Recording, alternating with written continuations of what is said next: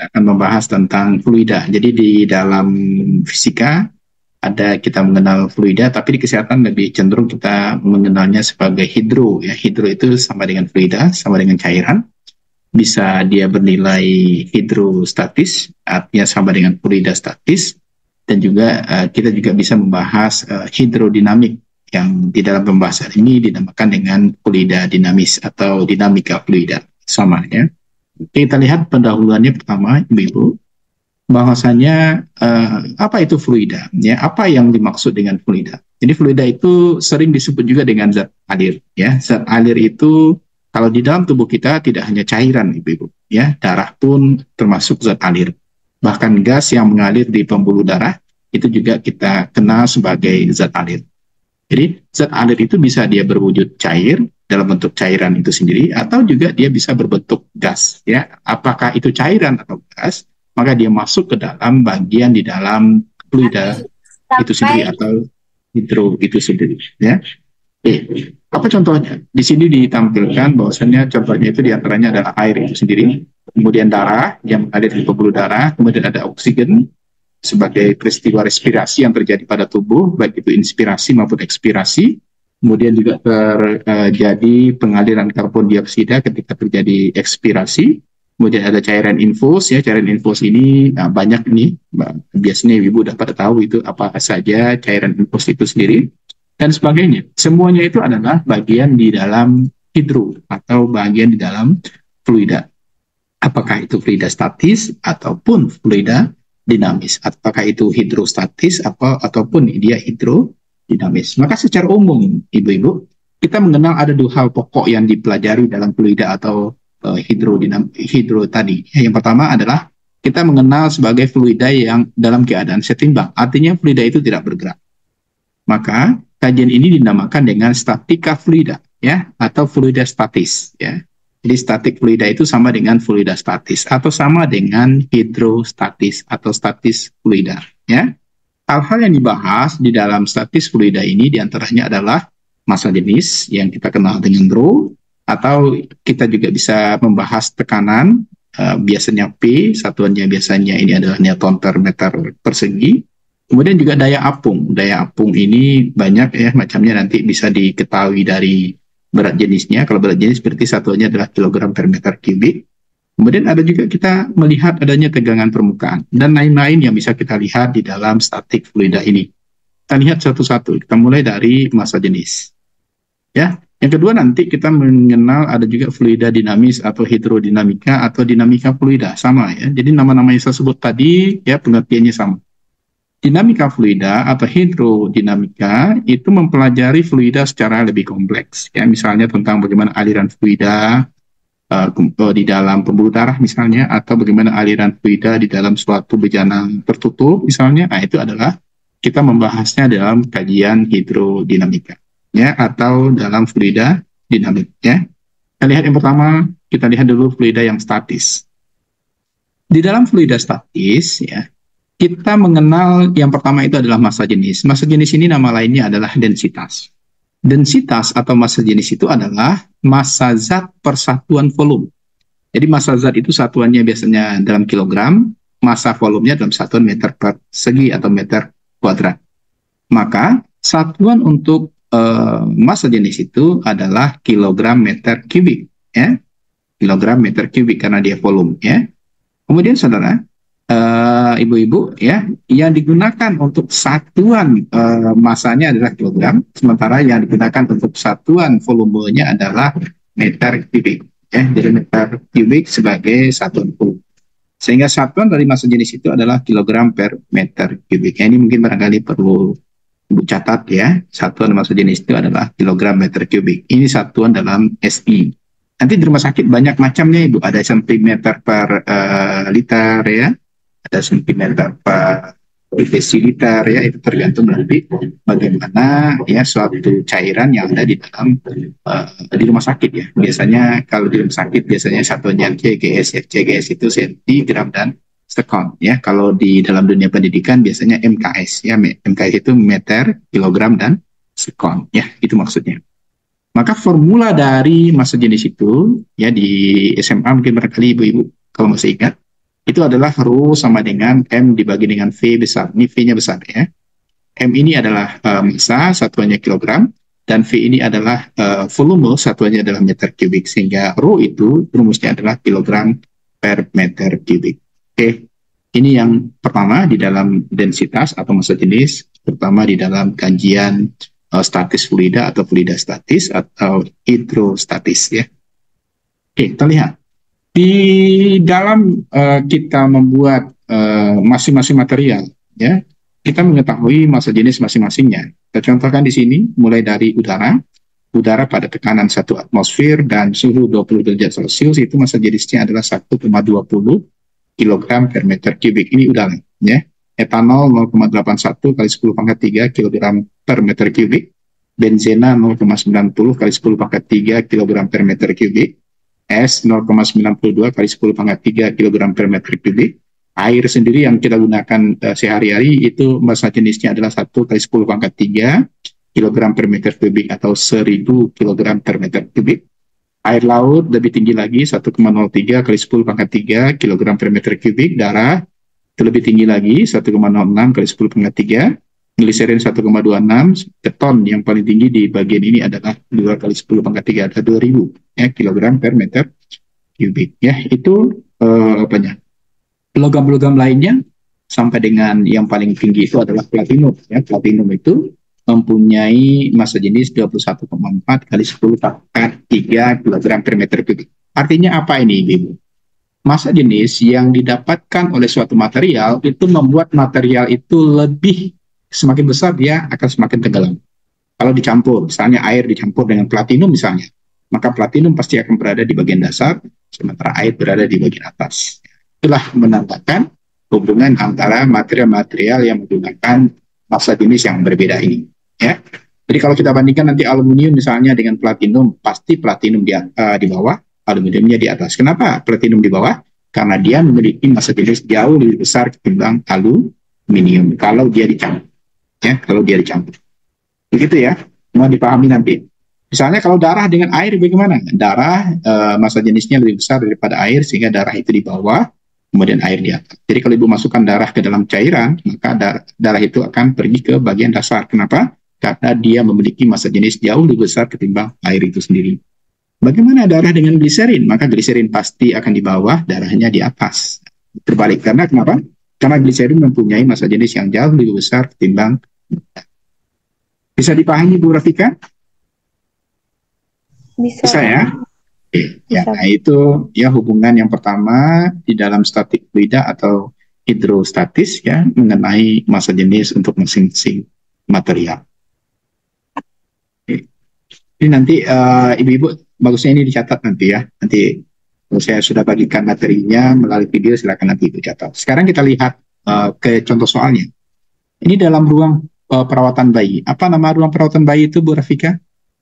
Di rumah sakit apa namanya? Kalau ruang perawatan bayi? Inkubator. Itu tempat memanaskan bayi ya. Kalau ruangnya tempat meletakkan inkubator itu ruang apa namanya? Micu, Pak. Apa? Oh ya, micu itu bagian kegawat darurat. Ini yang bagian biasa saja, perawatan bayi. Apa nama ruangnya? Perinatologi, Pak. Ya, ruang perawatan bayi ini namanya adalah ruang perinatologi. Dalam ruang perinatologi ini ya diketahui volume masing-masingnya. Dianggap ruang itu dalam bentuk balok. Ya, volume balok itu adalah panjang kali lebar kali tinggi. Panjangnya di sini 5 meter. Ya, lebarnya 4 meter. Tingginya 3 meter. Ini panjang kali lebar kali tinggi, maka terjadilah volume ruang perinatologi ini yang kita anggap sebagai sama dengan balok. Ya. Sekarang pertanyaannya, berapakah massa udara dalam ruang tersebut? Ingat ibu-ibu, di sini rho-nya ini tidak ada dalam soal. Rho-nya ini dianggap ibu-ibu sudah mengerti nilainya berapa. Rho udara itu adalah 1,2 kg per meter kubik. Ini sudah ada langsung saja ya. Jadi sudah harus ibu hafal. Rho udara itu adalah 1,2 kg per meter kubik. Ini dapat dari mana? Dari sini tadi ibu ya. Nah ini udara ya. Di udara 1,2 kg per meter kubik ya. Kalau air nanti kita gunakan ini. Kalau darah kita gunakan ini. Air laut kita gunakan ini ya. Jadi nanti ibu silakan catat ya berapa massa jenis untuk masing-masing material yang ada di dalam, ya. Kemudian volume baloknya kita bisa cari panjang kali lebar kali tinggi, ya. Kita udah tahu tadi bahwasanya rumus rho itu adalah M per V, maka M-nya itu sama dengan rho kali V, ya. Sementara V-nya belum ada, kita cari volume baloknya dulu. Kita dapatkan 60 meter kubik. Panjangnya 5, lebarnya 4, tingginya 3, sehingga kita tahu volume balok tadi dalam ruang perinatologi itu adalah 60 meter kubik. Kita udah tahu nih. Maka M-nya sekarang rho kali V, rho-nya 1,2 kg per meter kubik, V-nya 60 meter kubik. Kalau kita kalikan meter kubiknya habis, maka kita dapatkan 1,2 kali 60 adalah 72 kg. Bisa dipahami Bu Alvita? Bisa ya? Ya. Bagusnya Ibu catat dulu, ya, Ibu catat dulu. Nanti kalau seandainya volume perinatologinya menjadi kubus, apa rumus volume kubus, Bu Rafika? Kubus S kali S. S kali S, terus ini volume bukan luas. S kali S, apa lagi Bu? S kali S yang benar. S kali S, kali apa lagi Bu? S kali S kali S. S pangkat. Ya, S kali S kali S. S itu apa Bu Rafika? Sistem. Sip. Tak boleh takkan aja pelajaran SMA, Ibu Rafika ya. Ya, S pangkat 3 ya. Jadi kalau seandainya diketahui misalnya sisinya 4, berapa volumenya itu Bu Rafika? 4 kali 4, 4. Iya berapa Bu? Ibu suruh lo mengalih kan. Kali 4 itu berapa? Berapa Bu Rafika? 32. 8 kali ampe Bu, 32 ya. Ampe kali ampe 6 balik Bu, 6 balik kali 3 berapa Bu? 16 kali 3 52.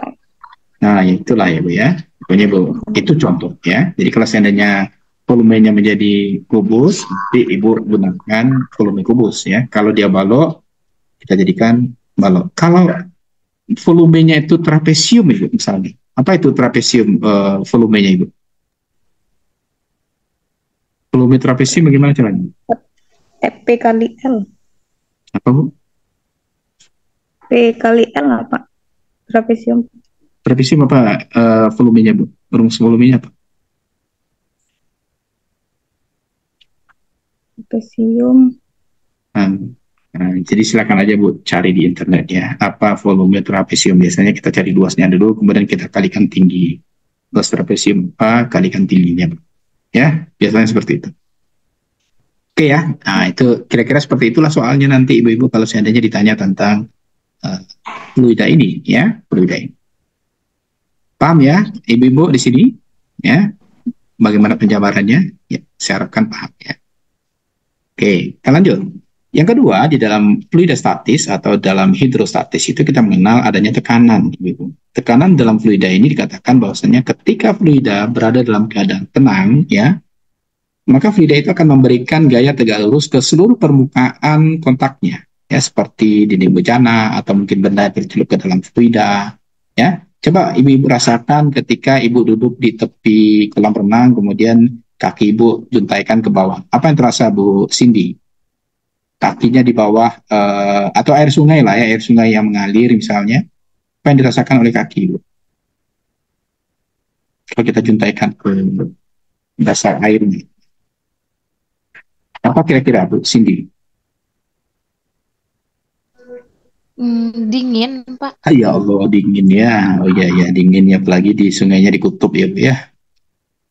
Yang saya maksud itu Bu, pergerakan air di bawah sungai itu membuat kaki kita itu seperti apa itu?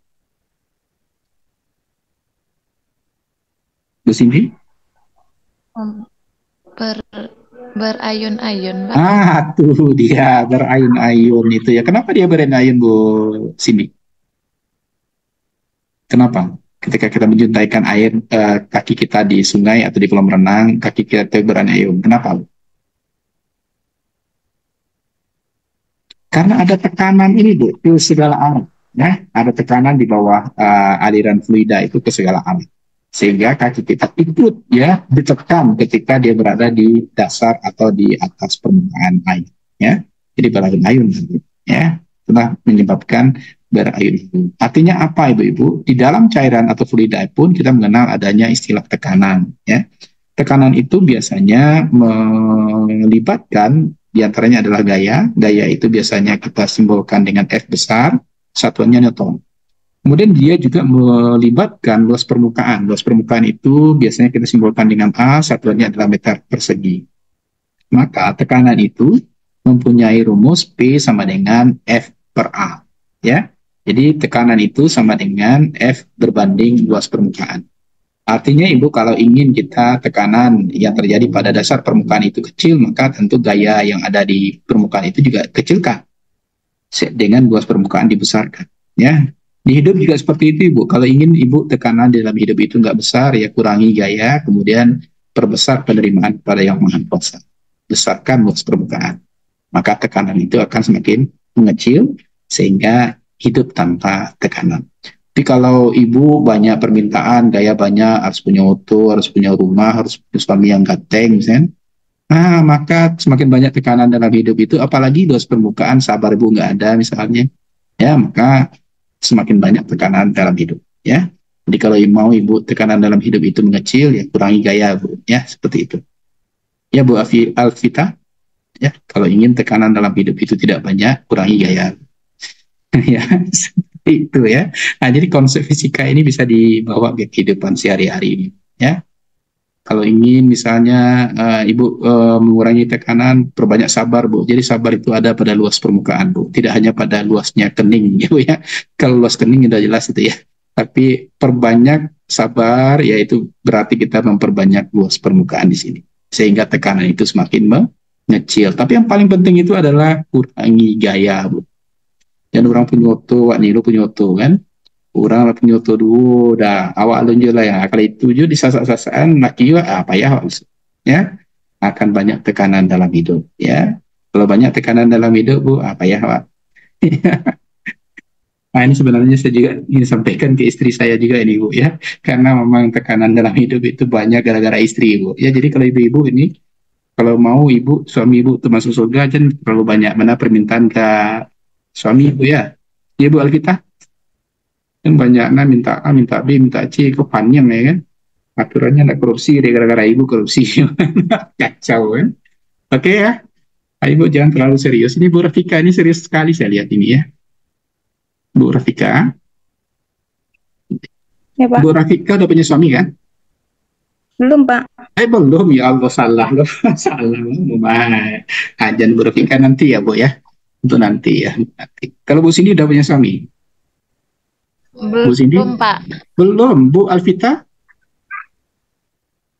Belum, Pak. Rata-rata belum punya suami. Salah magi nasihat doh, Pak. Ternyata lo ada suami seorang lain. Ya Allah. Siapa yang udah? Bu apa sudah kan? Bu apa? Bu Rindu sudah kan? Masih lajang semuanya, Pak. Bu Rindu belum juga? Masa iya? Belum, Pak. Allahu Akbar. Jadi ini belum ada suaminya, ya Allah. Pak cabut ya nasihat yang tadi ya, ternyata ibu-ibu belum punya suami. Tapi nanti kalau sudah bersuami, ingat-ingat Ibu, kalau ingin suaminya nanti masuk surga, jangan terlalu banyak warna gaya, Bu. Perbanyak sabar ya. Seperti itu. Oke, kita coba aplikasikan tekanan dalam fluida ini, ya. Bagaimana aplikasinya dalam sehari-hari. Saya lihatkan ini kayak ibu-ibu, bahwasanya ini, saya ambil yang di bawah sini saja. Tekanan yang diberikan pada fluida tertutup, ya, di pembuluh darah juga seperti itu, Ibu. Pembuluh darah kita itu sebenarnya tutupnya tertutup. Akan diteruskan tanpa mengalami pengurangan ke setiap bagian fluida dan dinding bejana, ya. Maka ibu-ibu kita mengenal tekanan dalam fluida itu menurut hukum Pascal diformulasikan sebagai P ini adalah tekanan sama dengan F1 per A1 sama dengan F2 per A2 sama dengan F3 per A3. F1 itu berlaku pada media pertama, pada luas permukaan pertama. F2 dan A2 itu berlaku pada luas permukaan kedua, dan F3 per A3 itu berlaku pada luas permukaan ketiga. Pada masing-masingnya itu mengikuti seberapa besar luas permukaan yang terjadi pada bejana tersebut. Artinya, ibu-ibu, dengan kita melihat ada perbedaan luas permukaan untuk masing-masing bejana ini, kita otomatis bisa mengetahui nilai tekanannya. Karena P itu adalah F1 per A1 sama dengan F2 per A2 sama dengan F3 per A3. Kita lihat perumusannya. Atau Bu catat dulu ini, ya biar nanti bisa diaplikasikan ke kampus. Catat dulu kita berkali rumus ini. Silakan dicatatnya.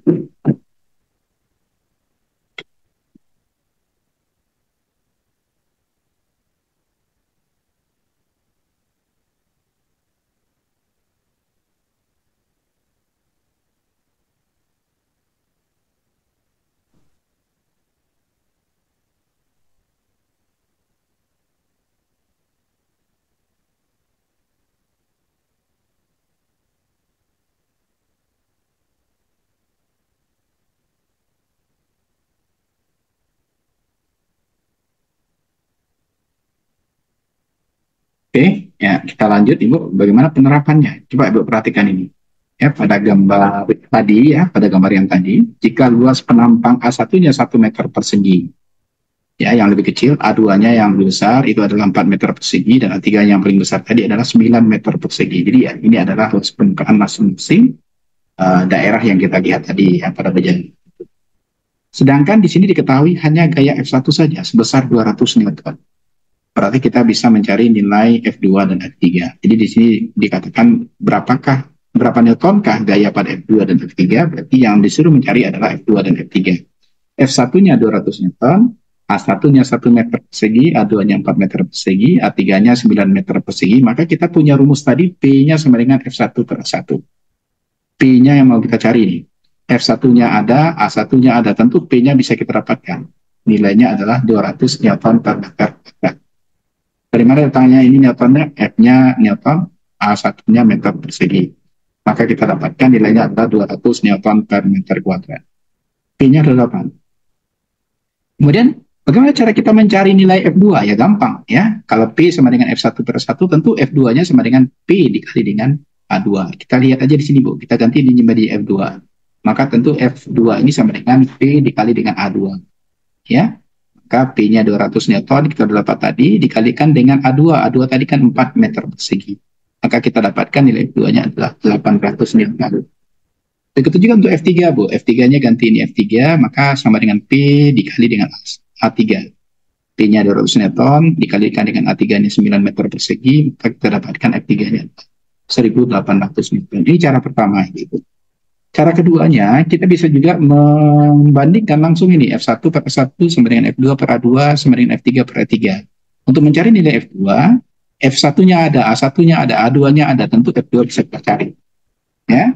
Kalau mencari F3, bandingkan saja F2 per A2 sama dengan F3 per A3. F2-nya ada, A2-nya ada, A3-nya ada, tentu F3-nya bisa kita cari. Dua cara ini menghasilkan angka atau nilai yang sama. Terserah mana yang Ibu mau lakukan, ya saya persilakan ke Ibu. Ya. Mungkin Ibu catat dulu yang cara yang pertama ini. Ya. Cara kedua, nanti mungkin barangkali Ibu bisa lakukan secara mandiri. Ya. Silakan catat yang begini ini.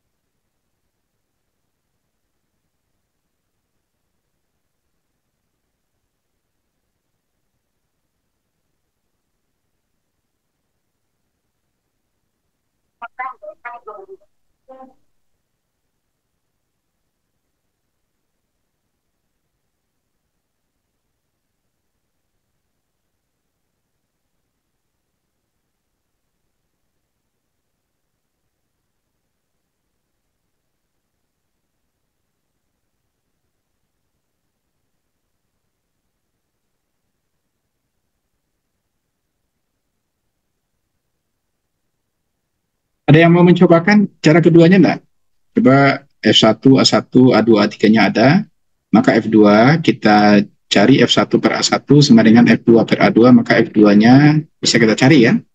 F1, A1, dan A2-nya ada. Bisa kan? Cara yang kedua, Soalnya cara kedua itu lebih simple, ya, lebih cepat. Ya, dibandingkan kita harus mencari nilai P terlebih dahulu.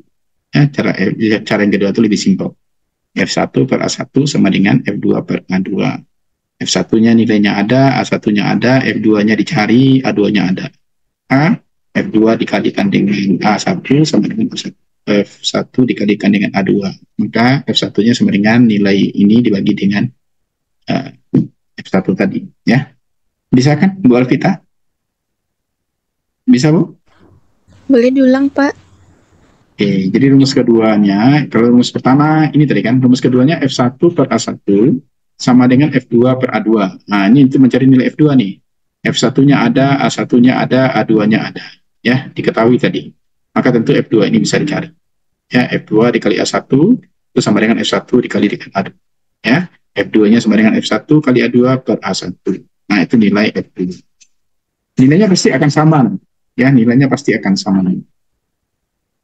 Ya, paham? Ya, mencari F3 juga seperti itu. Bandingkan saja F2 dengan A2, F3 per A3. F2-nya ada, A2-nya ada, F3-nya dicari, A3-nya ada. Berarti ini kali ini sama dengan, F3-nya sama dengan ini kali ini dibagi dengan A2. Nah, itu cara mencari nilai F3-nya. Itu lebih cepat. Itu lebih cepat dibandingkan cara pertama kita tadi. Kalau cara pertama kita tadi, kita cari dulu nilai P-nya. Ya, dari nilai P kita cari nilai F2 dan F3. Ya. Ya, saya serahkan kepada ibu-ibu semua mana yang lebih dipahami ya silakan. Oke ya. Nah, itu tentang tekanan ya, tekanan. Tapi yang ditanyakan nanti ibu untuk ujian bukan seperti ini, tapi yang seperti ini ya. Coba perhatikan ini. Ini apa nih Bu gambarnya? Bu Alvita? Ini gambar apa nih Bu? Bu Alvita gambar apa ini? Pembuluh darah, Pak? Ah, tuh baru hebat Bu. Tadi Bu Tanyun kayak yang reguler Bu, di Jawanya ke Bu ya. Di Jawa ke kayu, ya memang kayak bentuk kayu, tapi jangan Jawa kayu Bu peraja di fisika kesehatan kan. Ini namanya adalah pembuluh darah panik sih, ambo magi warnanya merah. Kayu kecil nak reguler kan yang berang Bu tadi kan. Nah, ini pembuluh darah ya. Ini pembuluh darah, kita simbolkan. Ini A1 adalah di luas permukaan A1, ini A2 di luas permukaan A2. Kalau ini nanti ada A3 di soal, ada A4 itu nanti tergantung. Bagaimana apa yang ada di sini? Jika faktor-faktor yang berhubungan dengan tekanan darah pada pembuluh darah diabaikan dan diketahui nilai tekanan darah pada arteri, berarti ini P1-nya adalah 100 Pascal. 100 Pascal itu sama dengan 100 Newton per meter kuadrat, ya Bu ya. Maka A1-nya nanti misalnya diketahui ini adalah 1 meter persegi, ya. Kemudian A2-nya misalnya 0,5 meter persegi. Disuruh mencari nilai F1 dan F2, Ibu-ibu. Bisa nggak Ibu-ibu melakukan hal yang sama seperti soal yang tadi? Nah, tolong dibahas, ya. Tolong dibahas. Karena ini adalah soal untuk ujian Ibu-ibu nanti. Ya, nanti akan ada A3 di sini, akan ada A4. Pertanyaannya pasti akan sama. Ini berapa nilai F2-nya, berapa nilai F3-nya, berapa nilai F4-nya, kalau P-nya diketahui di sini. Ya, kalau tadi kan F-nya yang diketahui, F1 ya. Sekarang P1-nya diketahui di sini. Ya, berapa masing-masing nilai F1, F2, F3, dan F4. Paham Ibu? Tadi kita punya rumus, P-nya sama dengan F1 per A1, P1-nya ada, F1-nya mau dicari, A1-nya ada, tentu nilai F1 bisa diketahui. Ya. Nanti cari lagi untuk F2, cari lagi untuk F3, dan cari lagi untuk F4. Nah, ini sudah saya pandu ini, jangan sampai salah pula pas ujian nanti. Ya, karena ujian ini soalnya esai ini. Ya, angka-angkanya nanti saya akan bikin dalam persen. Oke ya, Bu Rafika, paham Bu Rafika? Bu Rafika? Halo. Paham, Pak. Nah, payah mencari Bu Rafika kan? Kalau mereka yang nampak jilbab sih kan? Itu lah. Ya Bu Rafika paham? Kalau seandainya ada soal seperti ini nanti, berapa F1, berapa F2, berapa F3, dan berapa F4? Paham ya? Paham, Pak. Oke. Paham. Paham lah, kan? Kalau Bu Rafika paham bisa lanjut ya. Kalau Bu Alvita paham kan? Kalau enggak awas. Insya Ya. Allah, Pak. Kalau enggak paham awas ya. Bu Tia, paham Bu Tia? Ya Biko, Ibu Tia Biko nilainya nol ya kan, nggak lulus Bu Tia kan, kacau ah. Bu Intan, ini paham Bu Intan? Bu Intan, deh Bu Intan lalu Bu Rahmi, Bu Rahmi ini paham Bu Rahmi? Insya Allah paham, Pak. Bu Intan aja dulu. Ini paham Bu Intan, Bu Intan? Lai. Woi, Bu Intan saking pahamnya menulis dari sini. Bu Intan Yelmi ya, Intan dek banyak ya. Bu Intan Yelmi paham Bu Intan Yelmi?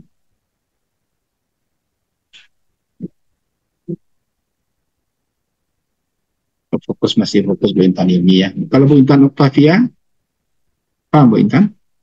Atau Bu Rindu lah tanya. Bu Rindu nih paham Bu Rindu?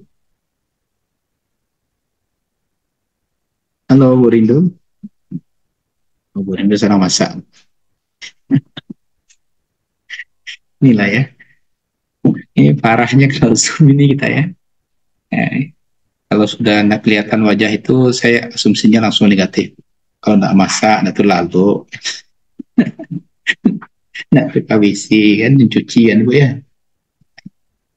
Oke ya, kita lanjutlah dulu ya. Oke. Kita lanjutkan ke bagian yang juga penting ya Bu ya, ada keterapungan. Jadi dalam sistem ketika berat jenisnya diketahui, ada 3 hal yang akan terjadi. Ada yang terapung, ada yang melayang, Ibu-Ibu, juga ada yang tenggelam. Ya, ada yang merapung, ada yang melayang, dan ada yang tenggelam. 3 topik penting ini itu kita akan bahas di dalam berat jenis ini. Buti, aku baca kak gini. Oh. Oke ya. Jadi perhatikan ini Ibu, benda akan terapung dalam air jika memiliki densitas lebih kecil daripada air. Jadi kalau dalam air, maka pembedanya atau pembandingnya itu adalah air itu sendiri. Ingat, air itu dia memiliki berat jenis 1 kali 10 pangkat 3 kg per meter kubik. Kalau seandainya dia kecil dari 1 kali 10 pangkat 3 kg per meter kubik, maka dia akan terapung. Tetapi kalau lebih dari 1 kali 10 pangkat 3 kg per meter kubik, pasti dia akan terbenam. Jadi kalau ada pertanyaan seperti ini Bapak Ibu, manakah yang terapung dalam air? Maka jawabannya hanya untuk berat jenis yang kurang dari berat jenis air. Paham ya? Dari mana kita cek? Nah, dari sini. Ya, kita kembali cek di sini. Ya, kita cek di sini. Ya, mana yang lebih besar daripada air? Air ini dia. 1 kali 10 pangkat 3. Maka yang lebih kecil daripada 1 kali 10 pangkat 3, maka dia pasti akan terapung. Tapi kalau dia besar daripada 1 kali 10 pangkat 3, maka dia akan tenggelam. Ya, paham Bu Alvita? Oke ya. Jadi kalau ada pertanyaan nanti objektif misalnya dalam soal, ya, manakah yang terapung dalam air? Nah, pastikan Ibu hafalkan mana-mana saja berat jenis yang lebih kecil daripada berat jenis air. Nah, baru dijawab. Jangan Ibu buat dulu darah di hati, air di bawah, jangan seperti itu. Tapi jawab saja mana yang terapung. Dari A, B, C, D, E ini mana yang ya, mana yang terapung. Pasti itu harus lihat kembali berat jenis masing-masing material. Ya, mana yang lebih kecil dari material air, maka dia akan terapung. Soal kedua ini, Ibu. Manakah dari pasangan zat berikut yang berada di bagian bawah jika dicampur? Yang berada di bagian bawah pasti berat jenis yang lebih besar daripada 2 unsur ini. Air dan alkohol misalnya. Mana yang lebih besar? Kalau yang lebih besar adalah air, maka air pasti di bawah. Kalau yang lebih besar adalah alkohol, maka alkohol pasti di bawah. Ya, karena yang ditanya hanya di bagian bawah saja. Dan di Bu, air di atas, alkohol di bawah. Nggak usah seperti itu, salah dia. Jadi jawabannya hanya air atau alkohol. Ya. Darah dan air juga seperti itu. Mana yang di bawah? Darah saja atau air saja. Oke ya. Gliserin dan alkohol juga seperti itu. Jadi lihat mana berat jenis yang paling besar, pasti dia di bawah. Ya, es dan darah dan alkohol juga seperti itu. Bisa dipahami Ibu? Oke. Nah, jadi Ibu kalau menjawab soal hukum juga seperti itu Bu. Ya, dan Ibu rasu-rasunya, nah, bisa rasu-rasunya. Ya, kita harus menjawab pasti. Ya, karena biasanya jawaban itu akan mirip-mirip saja. Ya, mana yang paling pas itu yang dijawab. Ya. Oke. Ada pertanyaan sampai di sini, Ibu? Ada pertanyaan, Bu Tia? Oke. Barangkali di fluida yang saya hanya bahas yang bagian saya tanya Ibu ya. Berarti ini tidak akan saya tanyakan ke Ibu nanti. Kita skip dulu Ibu.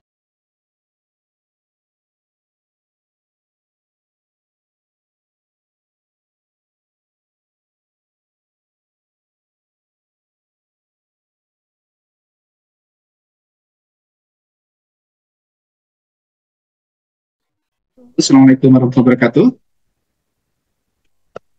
Waalaikumsalam warahmatullahi Alhamdulillah, saya kira Ibu udah ini ya. Oke, kita lanjutkan materi kedua kita hari ini. Kita hentikan dulu.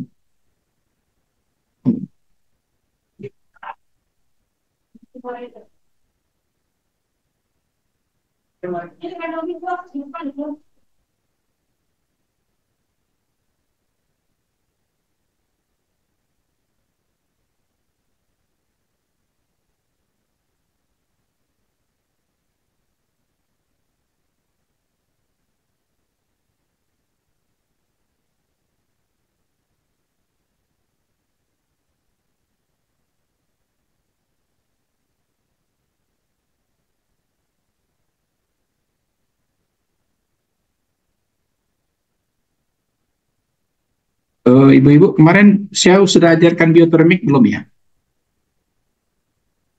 Tentang termometer, sudah atau belum? Ibu-ibu?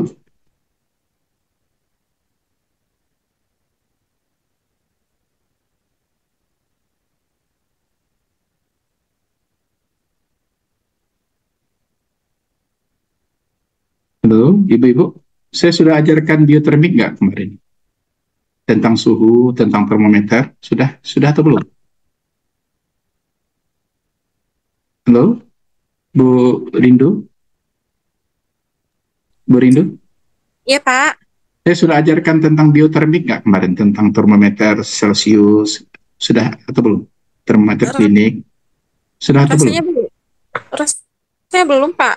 Belum ya? Oke, saya mulai dulu dengan kajian ini ya, kalau ulang dulu. Kita lihat ya tentang panas dan dingin ya yang ada dalam tubuh. Oke, ibu-ibu, kita lanjutkan materi kita di pertemuan kedua hari ini. Insya Allah hari ini kita selesaikan ya semua pertemuan kita. Jadi ibu-ibu, salah satu aplikasi di dalam biotermik yang ada di dalam tubuh kita itu adalah kita melihat adanya panas dan dingin ya. Panas dan dingin ini nanti yang dihasilkan ya diantaranya adalah mandi uap ya. Mandi uap itu adalah salah satu teknik terapi yang digunakan di kesehatan. Ada dua efek mandi uap itu yang dimunculkan kepada tubuh. Pertama, terjadinya pemanfaatan panas di sana.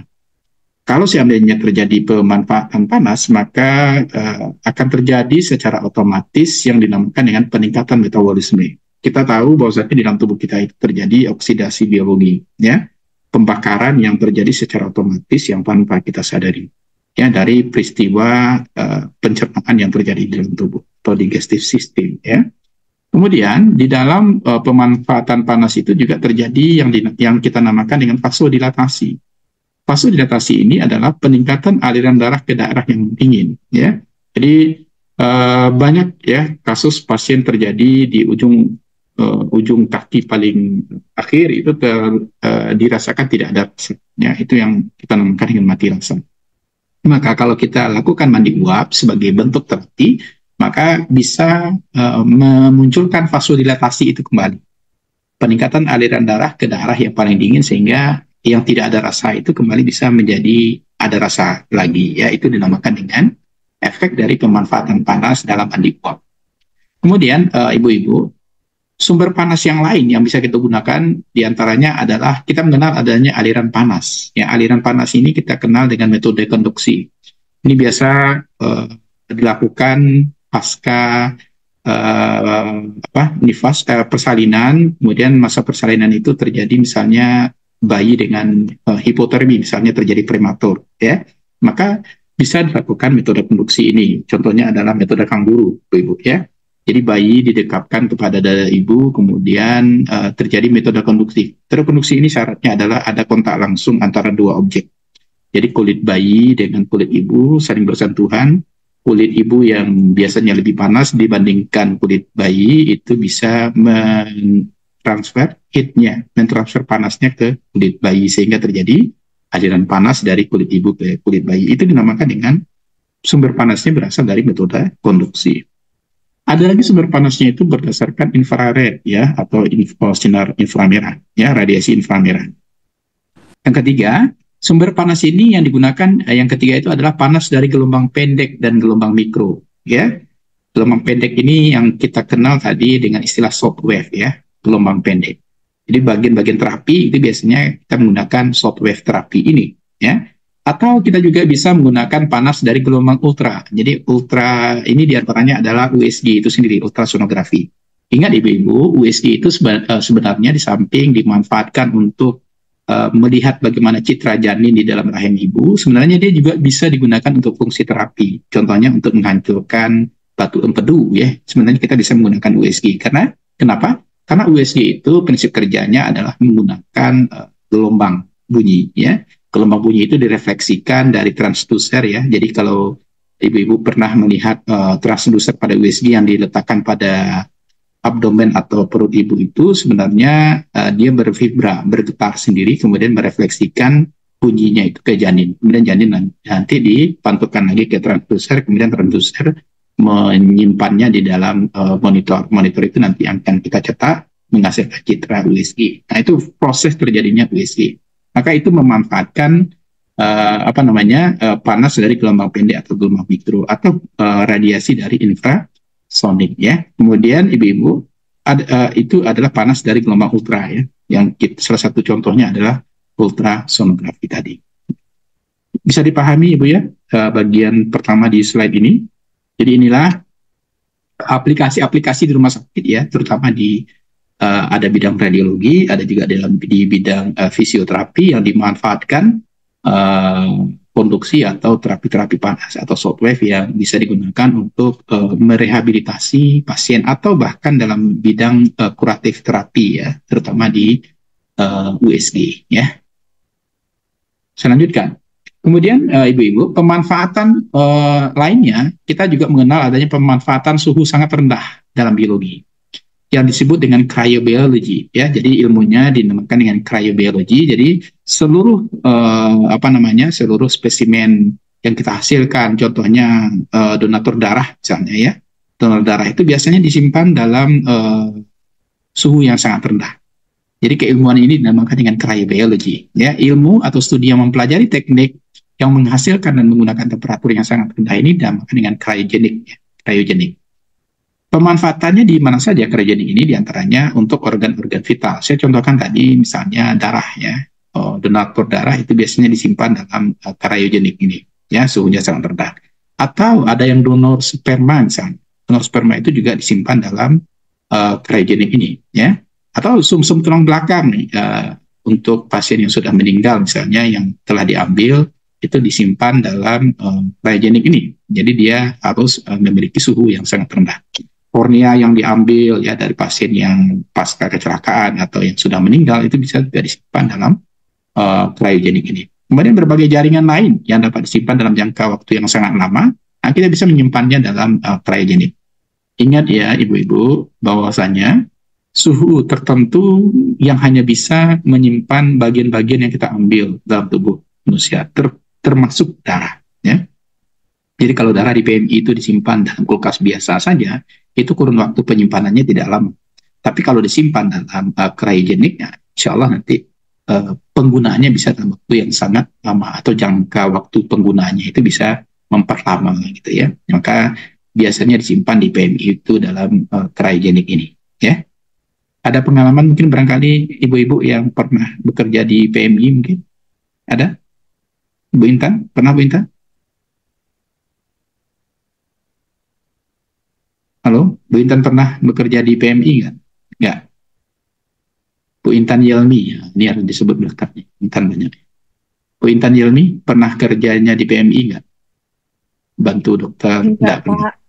Oke, nggak ada yang pernah bekerja di sana? Ada? Nggak ada ya?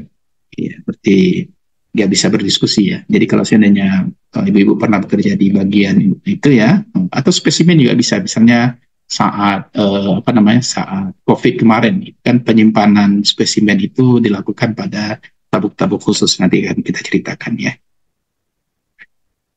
Oke, apa saja terapi yang bisa kita gunakan? Ya, kita bahas yang pertama metode konduksi tadi. Metode konduksi itu saya katakan tadi ada kontak langsung antara dua objek ya. Maka kita bisa menggunakan heat terapi, terapi panas di sini. Prinsip kerjanya dua objek yang berkontak berbeda temperatur. Jadi ini wajib, ini harus berbeda temperatur. Panas akan mengalir dari suhu yang tinggi ke suhu yang rendah dengan cara konduksi. Konduksi itu harus ada kontak langsung antara dua objek ya. Panas total akan yang mengalir pada luas perubahan suhu, perubahan waktu dan energi masing-masing dari benda yang berkontak ya. Jadi perpindahannya dari suhu yang tinggi ke suhu yang rendah. Kemudian transfer panas konduktif secara efektif menghangatkan permukaan lokal yang berkontak. Ya, selanjutnya masuk ke dalam jaringan yang lebih dalam. Nah, itu contoh metode kanguru tadi ya. Ketika anak didekapkan kepada dada ibu yang memiliki suhu yang lebih panas daripada suhu bayi, itu akan mentransferkan panasnya ke tubuh bayi melalui kontak langsung antara dua objek ya. Contoh di sini misalnya kantong panas yang dihangatkan dengan listrik dan kantong yang berisi parafin panas misal. Kemudian penggunaannya untuk penyembuhan artritis, ya, artritis, sprain, strain, confusion, dan back pain. Ya, itu digunakan untuk pasien-pasien yang mengalami gangguan ini. Atau juga pada atlet-atlet yang cedera pas berlatih ya, atau bertanding, itu bisa juga digunakan ini. Ya. Jadi akan terjadi perpindahan antara parafinnya misalnya ke kulit atau ke otot atlet misalnya. Itu seperti itu. Ada kontak langsung antara dua objek. Oke. Yang kedua, selain metode konduksi, kita juga bisa menggunakan infrared heat therapy namanya. Ya, infrared heat therapy ini identik dengan pemanasan sinar matahari. Ya, sumber panasnya itu berasal dari gelang kawat lampu. Istilahnya adalah incandescent yang mempunyai ya daya 250 watt dengan panjang gelombangnya 800 sampai dengan 40.000 nanometer. Ya, sangat panjang. Penggunaannya biasanya untuk heat conductive. Heat conductive itu artinya perpindahan panas ya, dengan menggunakan metode konduksi tadi, tetapi lebih efektif ya dibandingkan metode konduksi yang tadi, karena panasnya bisa langsung masuk ke dalam jaringan yang paling dalam tubuh ya. Jadi infrared heat therapy ini kalau kita bandingkan dengan metode konduksi tadi jauh lebih efisien karena dia bisa masuk panasnya itu ke dalam jaringan yang paling dalam tubuh pasien ya. Tetapi ingat, pemberian yang berlebihan dan jangka waktu yang lama dapat menyebabkan eritema dan kulitnya terbakar ya. Kenapa? Karena dia mampu menembus jaringan paling dalam dari tubuh ya. Jadi kalau penggunaannya terlalu lama atau jangka waktunya panjang, itu bisa menyebabkan kulit terbakar. Jadi harus juga dalam pengawasan dokter ya untuk menggunakan infrared heat therapy ini. Sampai di sini ada yang mau ditanyakan, Ibu-ibu? Saya silakan. Ada yang mau ditanyakan? Bu Cindy? Tidak ya. Oke. Ini bisa cepat ini ya, kalau tanpa pertanyaan. Kemudian kita juga mengenal di dalam metode perpindahan panas atau heat transfer itu adalah short wave heat therapy. Ya, short wave heat therapy sesuai dengan namanya, short itu pendek, wave itu gelombang, heat itu panas, terapi ya terapinya. Jadi terapi panas menggunakan gelombang pendek, itu bahasa kitanya. Sumber panasnya itu berasal dari induksi magnetik yang berasal dari koil yang dilingkarkan pada daerah yang disembuhkan. Jadi nanti dia ditempelkan atau dipasangkan pada bagian yang disembuhkan. Kemudian nanti arus bolak-balik pada koil itu akan menimbulkan medan magnet pada jaringan sehingga menghasilkan tenaga atau energi pada daerah yang dilingkari. Dia akan berasa ada panasnya nanti. Kenapa? Karena ada koil ya yang dialiri dengan arus listrik yang menghasilkan magnet listrik. Penggunaannya biasanya pada penyembuhan spasme otot ya, atau nyeri tulang ya, atau penyakit degeneratif sendi dan bursitifnya. Ini bisa digunakan untuk short wave heat therapy ya, terapi pendek menggunakan terapi panas menggunakan gelombang pendek. Jadi ada koil di sana. Nah, jadi ya gelombang pendek itu dihasilkan dari koil yang dilingkarkan pada daerah atau bagian yang akan kita sembuhkan. Kemudian yang lebih kecil daripada short wave heat therapy adalah microwave heat therapy. Ya, terapi panas menggunakan gelombang mikro ya, gelombangnya sekarang sudah mikro, lebih kecil lagi. Sumber panasnya itu berasal dari tabung khusus yang disebut dengan magnetron. Jadi ada tabung khususnya. Tabung khusus itu dinamakan dengan magnetron. Magnetron itu berasal dari magnet listrik yang berenergi elektron, ya, yang ditempatkan pada daerah yang disebutkan. Gelombang mikro ini diamplifikasi, amplifikasi itu dikuatkan dan dipancarkan ke dalam jaringan sehingga menimbulkan panas. Ya. Jadi itu yang menimbulkan panasnya itu karena dia diamplifikasi. Amplifikasi itu maksudnya digandakan pancarannya sehingga dia menimbulkan panas pada jaringan yang dipasangkan. Kemudian penetrasinya itu lebih dalam dibandingkan shortwave heat therapy. Jadi kalau kita bandingkan microwave dengan shortwave heat therapy, maka microwave heat therapy itu jauh lebih dalam jangkauannya. Frekuensinya mulai dari 900 sampai dengan 2450 kHz, lebih tinggi frekuensinya. Penggunaannya juga untuk pada shortwave diathermy. Jadi ada gangguan-gangguan di bagian dalam ya, dalam otot ya, baru kita menggunakan microwave heat therapy. Kenapa? Karena biasanya yang tercederai itu adalah bagian dalam tubuh pasien ya. Baru kita menggunakan microwave heat therapy ya. Terakhir ini pada pemanfaatan panas dan dingin adalah yang kita kenal dengan ultrasonic diathermy ya. Ultrasonic diathermy itu sumber panasnya itu berasal dari kristal piezoelektrik sama dengan USG ya. USG transducernya itu berasal dari kristal piezoelektrik. Apa itu kristal piezoelektrik? Kristal yang bisa bergetar secara otomatis ya ketika dia dihubungkan dengan perut ibu ya atau abdomen ibu. Dia bergetar secara otomatis sehingga dia memberikan sinyalnya kepada janin. Dari janin nanti dia pindahkan lagi, direfleksikan lagi, dipantulkan lagi ke transducer sampai ke monitor. Pada sumber panas ultrasonic diathermy ini, kristal piezoelektriknya bekerja seperti itu. Dan dia dialiri dengan listrik tegangan tinggi. Kenapa? Karena tujuan dari ultrasonic diathermy ini untuk terapi, bukan lagi untuk menghasilkan citra pada saat melakukan pengambilan citra janin. Ya tidak, tapi gunanya adalah untuk terapi. Gelombang ultra ini langsung berhubungan dengan bagian tubuh yang diterapi, misalnya adanya gangguan pada batu ginjal misalnya, atau ada batu empedu misalnya, itu bisa kita gunakan ultrasonic diathermy ini. Di mana gelombang ini akan bergerak melalui partikel tubuh dalam jaringan dan berpindah secara bergantian mirip dengan micromeshette ya. Kalau ibu pernah melihat micromeshette ya, micromeshette itu adalah pijet yang menggunakan gelombang mikro ya. Biasanya banyak alat sekarang yang menggunakan microwave ini ya, sehingga nanti bisa mengetahui seberapa besar ya gangguan yang terjadi pada jaringan otot misalnya. Nanti kita bisa menggunakan alat ultrasonic diathermy ini ya. Di gelombang ini akan bergerak melalui partikel tubuh dalam jaringan dan berpindah secara bergantian dengan micromeshette sehingga menghasilkan panas. Frekuensi yang digunakan jauh lebih besar, 1 sampai dengan 3 MHz ya. Kalau tadi kilo-kilo mainannya, kalau untuk ultrasonic diathermy sudah dalam mega ya. Dan gelombang ultra ini lebih banyak digunakan untuk diagnosa daripada untuk terapi ya. Untuk ini ya, ultrasonic diathermy walaupun penggunaannya adalah untuk terapi, tapi lebih banyak digunakan untuk diagnostik. Ibu tahu ya apa perbedaan diagnostik dengan terapi? Bu Alvita tahu apa bedanya? Bu Alvita? Tidak tahu, Pak. Nah, jadi kuratif itu ada 2 Ibu ya. Ada kuratif itu menggunakan diagnostik ya. Kalau Ibu misalnya didiagnosa oleh dokter, ada misalnya si amami misalnya. Maka kalau dokter menghilangkannya dengan metode diagnostik, Ibu dioperasi. Ya, Ibu dioperasi. Tapi kalau seandainya dokternya bukan dokter biasa, dokternya misalnya radioonkologis ya, dokter spesialis kanker misalnya, yang bisa dan paham menggunakan terapi menggunakan radioaktif, maka ibu melakukan kuratifnya tidak lagi diagnostik tetapi menggunakan terapi. Contohnya adalah radioterapi. Nah, itu bisa juga untuk kuratif ya, untuk pengobatan. Jadi tidak hanya diagnostik tapi untuk terapi. Tapi khusus untuk ultrasonic diathermy ini kebanyakan digunakan untuk diagnostik ya, untuk diagnostik berarti masih menggunakan kajian-kajian non terapi. Bisa dipahami? Bisa dipahami, Ibu? Oke. Apa? Oke, sampai di sini ada yang mau Ibu-Ibu tanyakan, saya silakan.